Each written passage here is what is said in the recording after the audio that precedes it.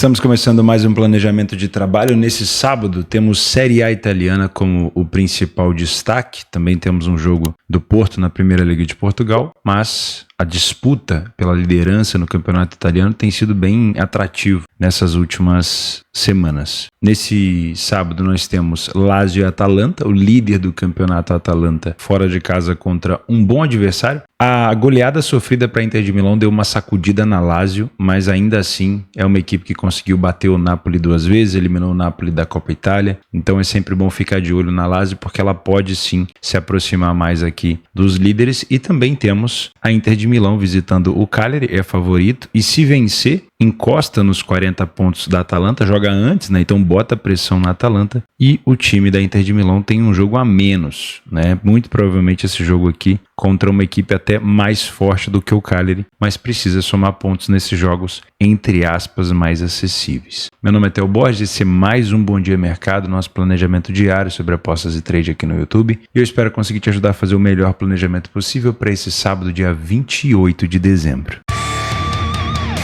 Queria começar esse planejamento comentando rapidamente sobre a rodada do Boxing Day, pelo menos a quinta-feira, né? O City se complicou contra o Everton, até começou bem o jogo, como a gente já tinha falado no planejamento passado, mas entregou um empate ainda dentro do primeiro tempo. O Haaland perdeu um pênalti, o City segue numa fase muito complexa, né? Um tipo de jogo onde o Everton veio para tentar somar um ponto, acabou conseguindo, foi uma grande vitória para o Everton, e o City precisava vencer esse jogo e não conseguiu. O Forest venceu o Tottenham, né? Não chega a ser uma surpresa, porque o Forest hoje faz uma campanha melhor do que o Tottenham, mas é surpreendente, né, como o Forest se mantém na terceira colocação, pelo menos antes do jogo do Arsenal. Eu tô gravando esse jogo no começo da noite da quinta-feira, logo depois dessa rodada aqui, pelo menos desse início, né, do Boxing Day. Southampton 0, West Ham 1. O West Ham começa a subir na tabela depois de um início não tão bom na Premier League. O Bournemouth com o Crystal Palace ficou 0-0. O Chelsea saiu na frente, mas se complicou contra o Fulham. Era um favorito que podia se complicar, né? Também era um jogo interessante para ficar de olho no mercado de gols. Chelsea sofrendo bastante gol e o Fulham no finalzinho com o Rodrigo Muniz marcando o segundo gol. O Newcastle conseguiu uma grande vitória para cima do Aston Villa. Aston Villa que vinha de vitória para cima do City. Grande vitória do Newcastle, que sobe também na tabela de classificação, já dispara ali na frente do City, principalmente. O United também se complicou, também era um favorito que poderia se complicar aqui contra o Wolverhampton. E aí, de novo, a análise desse jogo foi muito pautada em não crucificar o Wolverhampton por uma fase ruim, já que talvez num zoom que a gente deu da equipe, naquele zoom a equipe começava a mostrar melhoras, né? Então foi um respeito à equipe do Wolverhampton, e até porque o United, depois de ter vencido o jogo contra o City, ele não apresentou bons resultados, incluindo essa derrota aqui para o Bournemouth, né? Ele venceu o jogo contra o City, depois ele foi eliminado pelo Tottenham e ele perdeu para o Bournemouth. Então esse favorito podendo se complicar não era só para crucificar o Wolverhampton, mas para também entender que o Wolverhampton quase sempre marcava, se eu não me engano era 100% marcando dentro de casa, e o United, depois de um bom jogo contra o City, que foi talvez o melhor resultado do Rubem Amorim até aqui, não teve bons resultados. E o Liverpool saiu atrás do Leicester, né? Assim como o City, o adversário muito provavelmente só tinha vindo para se defender, né? Foi um massacre do Liverpool o jogo inteiro, mas o Leicester saiu na frente e o Liverpool conseguiu a virada, mas era uma odd muito baixa, né? Então, mesmo depois de estar perdendo, a odd do Liverpool era muito baixa, mas enfim, se você conseguiu aproveitar, excelente. Destaque aqui para o Gakpo, né? Que se eu não me engano marcou um gol, deu assistências também, Mohamed Salah marcando gol no final. Essa foi uma boa rodada para o Liverpool, né? O Liverpool amplia a sua vantagem, principalmente agora para o Chelsea. O Chelsea perdeu em casa, o Liverpool aproveitou e disparou na liderança. Muito provavelmente, se nada acontecer, o Liverpool caminha aí rumo ao título, né? A não ser que algo muito trágico aconteça. Nos jogos complementares, o Celtic bateu o Motherwell por 4-0 e o Rangers perdeu para o St. Mirren 2-0 fora de casa. Vamos começar com o seu like no vídeo, se você puder, e lembrar. Vou começar com Cagliari e Inter de Milão. Jogo importante, como eu falei, Inter de Milão fora de casa enfrentando o Cagliari para encostar na Atalanta e botar pressão, já que a Atalanta joga algumas horas depois do início desse jogo aqui, tá? Vamos primeiro entender a tabela de classificação, ó. Esse jogo às 2 horas da tarde, para quem tem o o assistido do celular, não está conseguindo ver o horário. O Inter de Milão está na terceira colocação e o Cagliari está dentro da zona de rebaixamento, né? Tem uma das piores defesas da competição. E aqui no PDF de apoio, você que utilizou o PDF de apoio no dia 26 e 27 gostou, assina o canal. Você vai ter vários conteúdos extras, vai receber os BDMs e o PDF de apoio antecipado e vai ter acesso, obviamente, ao PDF de apoio. A Inter de Milão teve 7 jogos fora de casa, ainda não perdeu nenhum, vem de uma sequência de 5 vitórias consecutivas e o Cagliari venceu apenas 2 partidas dentro de casa. Vamos analisar um pouco mais a fundo contra quem foram essas vitórias. Venceu o Verona e teve mais um. Vamos procurar essa vitória aqui do time do Cagliari para fazer uma análise um pouco mais aprofundada, né? Para não mergulhar tão raso assim nas informações, até porque eu quero saber se o Cagliari consegue bater equipes maiores. Bater no Verona,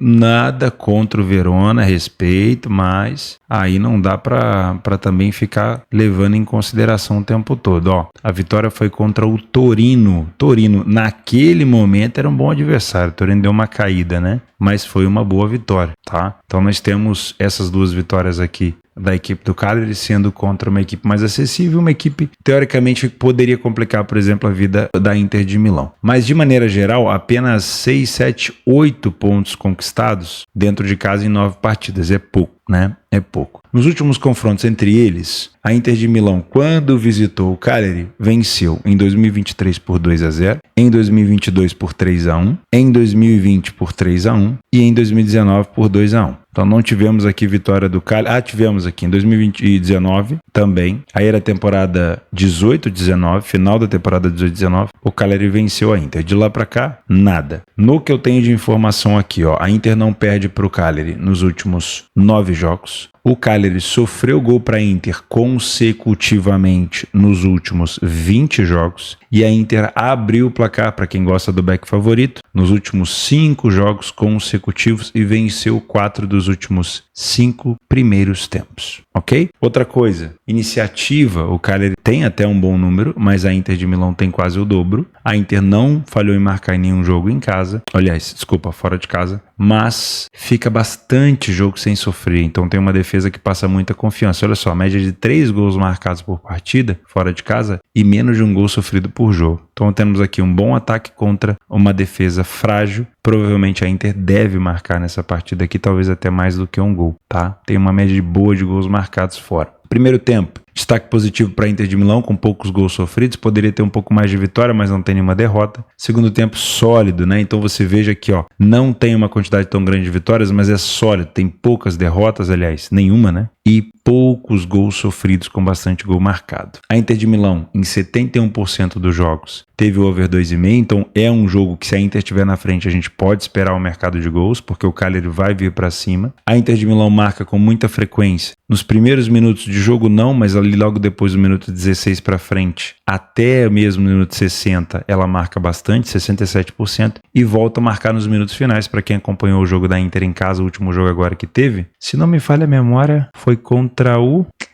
Como? Exatamente, o Thuram marcou praticamente no último lance do jogo, né? Mas é uma Inter que também tem sofrido gols no final. Então o que a gente pode olhar aqui? Um back favorito, se você é um trader, acho que é uma boa, tá? Principalmente se a Inter tiver controle. Atenção, que eu gosto sempre de repetir isso aqui para você. Não é que fique repetitivo, né? A arte do trade, a arte das apostas, é a arte de você conseguir repetir o simples, né? O mais difícil nas apostas e no trade é você fazer o simples. É por isso que eu venho aqui praticamente todos os dias lembrar você de fazer o simples. Fica parecendo repetitivo. Às vezes a pessoa me assiste 1, 2 vezes e fala, pô, cara chato, fica falando as mesmas coisas. Nas apostas e no trade, dificilmente a gente fica fazendo coisa diferente. E eu tô aqui para te lembrar de fazer o arroz com o feijão, que é o que funciona.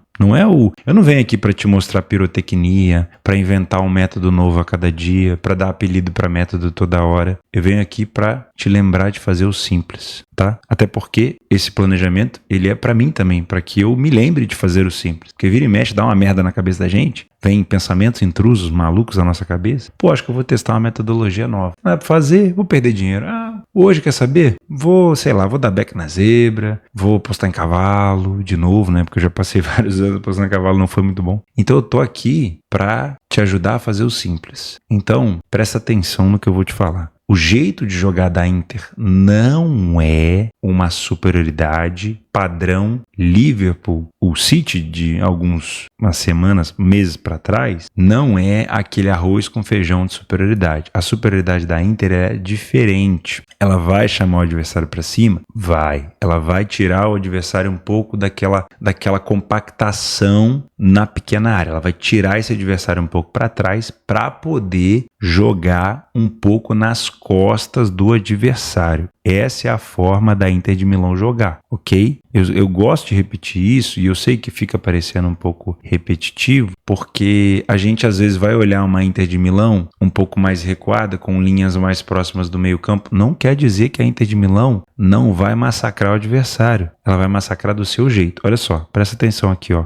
Esse aqui é um jogo do Verona com a Inter. Foi 5-0 Inter. Percebe que as barrinhas da Inter não estão encostando no final aqui, ó. Não é um massacre daqui. Não, é uma superioridade. A Inter detém a bola. A Inter faz lançamentos nas costas da última linha, finaliza no gol. Mas não é aquela barra de... Como é que eu vou dizer? De Liverpool, de City, aquela barra do City. Por exemplo, ontem, né? Você está vendo esse vídeo no dia 27. A barra do City no segundo tempo, antes do pênalti do Haaland que ele perdeu. Aquilo ali é uma superioridade arroz com feijão, né? Mas aqui é uma Inter chamando o adversário um pouco mais para cima para poder explorar a última linha, porque ela gosta desse tipo de velocidade. Olha só, olha o início de jogo da Inter aqui contra o Empoli. O jogo foi 3-0. É claro que aumentou as barrinhas da Inter aqui depois da expulsão do Empoli. Então a Inter, claro, encontra um time ainda mais compactado. Mas perceba que no início, ó, não era uma grande superioridade da Inter em relação ao que a gente está acostumado a ver. Ó, Inter e Udinese. Perceba que as barrinhas da Inter também não estão encostando aqui embaixo. Ó. Quanto mais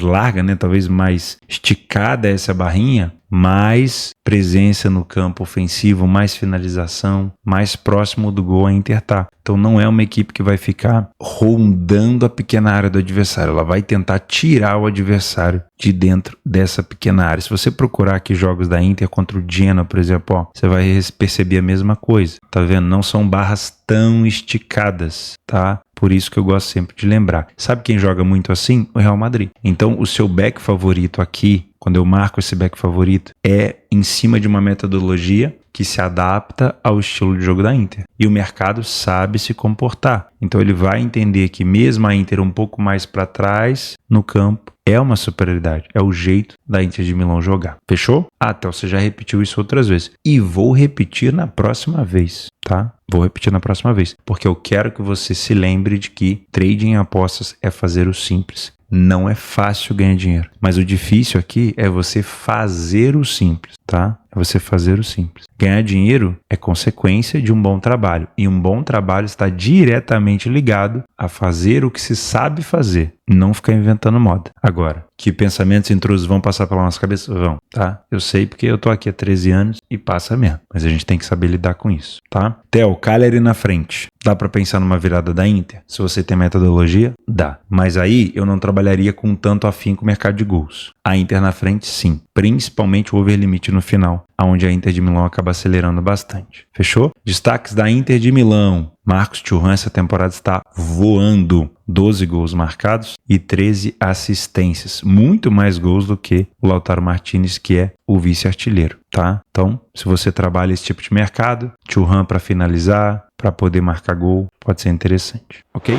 Vamos para Lazio e Atalanta. Aqui nós temos já às 16h45 um jogo parelho. O mercado ele dá um pouco de favoritismo para Atalanta, muito por conta da liderança. Mas é um jogo que eu já marco aqui para você que é um trader, ó, para correção de preço. Theo, não sei o que é isso. Vamos aprender. Final de ano tá chegando, vai ter uns tempos de tranquilidade para você ver uns vídeos interessantes, uns vídeos novos. Faz o meu curso que tá aqui no YouTube, tá lá no blog. Aprende o que é expectativa do mercado versus realidade do mercado, peso do dinheiro, correção de preço nos primeiros minutos, mercado se adaptando ao que se passa em campo. Tudo isso vai te ajudar muito, mesmo que você seja um punter, você vai entender mais sobre o mercado. E vai entender também como você conseguiria, por exemplo, ver o mercado sem ser só assim, ó, por uma cotação só. Você vai começar a expandir o seu visual do mercado e isso vai, ó, explodir sua mente. É papinho de coach não, tá? Porque o curso é totalmente de graça, mas conhecimento é muito bom e liberta, né? Como eu gosto de falar. Vamos lá. Dados aqui sobre Lazio e Atalanta. Nos últimos confrontos, a Lazio sofreu gol nos últimos 3 jogos consecutivos. Essa é a última informação, é a única, né, informação que eu tenho desses confrontos diretos. A Atalanta vem de 3 vitórias consecutivas. A Atalanta venceu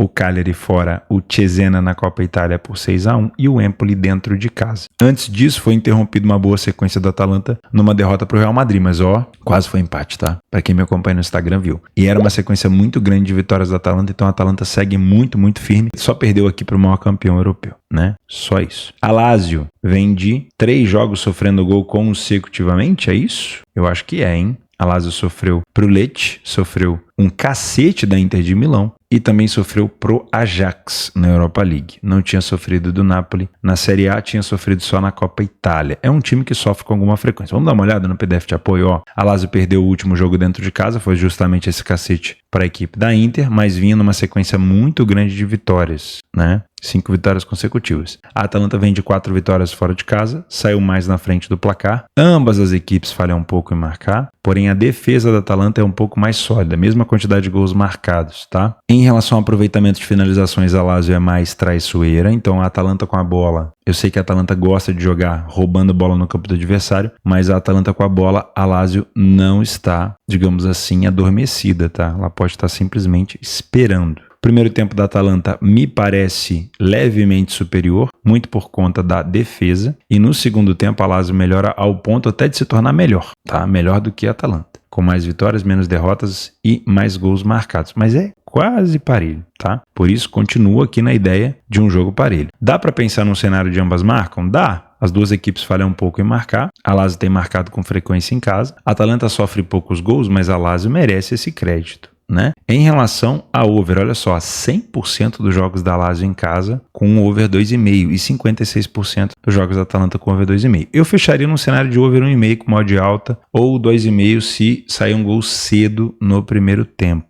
Tá? Afinal de contas, é um jogo importante para as duas equipes, é um confronto direto. Jogo 0-0 arrastado não me interessa para trabalhar tantos gols, hein? Talvez um over limite no final.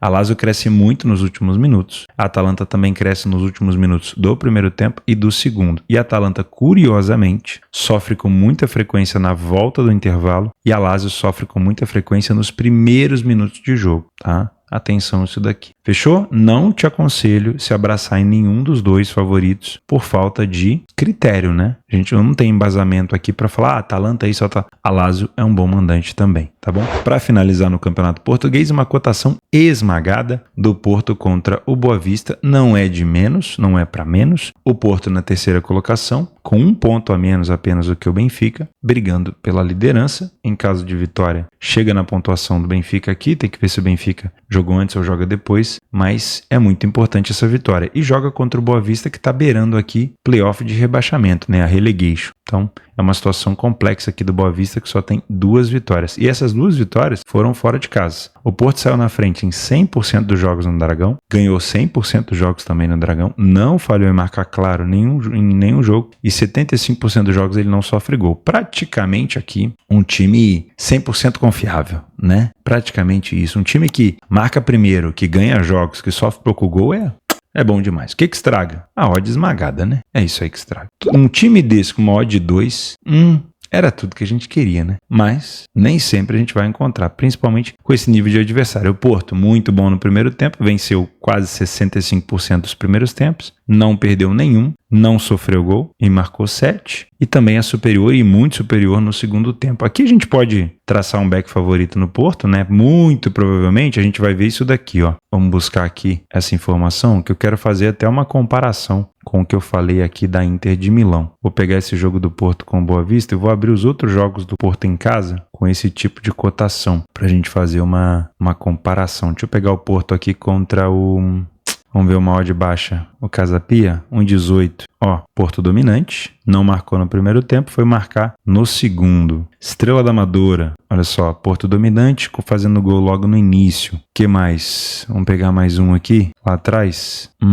Porto e Moreirense. Moreirense é um adversário um pouco mais difícil. Estoril, superior com gol. Porto geralmente entregando isso que a gente espera, né? Superioridade e gol. Não marcou no primeiro, nesse aqui marcou no segundo. Mas depende da sua metodologia. Você pode explorar a vitória do Porto no final do do HT, você pode explorar a vitória do Porto no final do FT, claro, com metodologia, porque esse tipo de cotação não é fácil. Tá? O Porto marca a maioria dos seus gols na volta, olha que curioso, na volta do segundo tempo, né? Aliás, ou na volta do jogo, no início do segundo tempo. Então, para você que às vezes está afoito de querer pegar um gol do Porto aqui, ó, dos 31 aos 45, saiba que ele marca pouco. Ele pode marcar nesse jogo, mas ele marca pouco. Então, talvez aqui, ó, esperar para o comecinho do segundo tempo possa ser mais interessante. O time do Boa Vista marca com muita frequência também no final do jogo e sofre mais no segundo tempo em relação ao primeiro. Na verdade é o mesmo número, né? Mas sofre com mais frequência aqui no miolo do segundo tempo. 63% dos jogos do Porto em casa foi com over 2,5. Então o Porto não é de ficar goleando muito, tá? Quer ver, ó? Goleadas do Porto em casa. Deixa eu ver se eu já pego aqui as primeiras rodadas, ó. 3-0, 2-0, 2-1. Isso como mandante, tá? Mais um. Aqui, ó, 4-0, mas aí o time tava com um homem a menos. Esse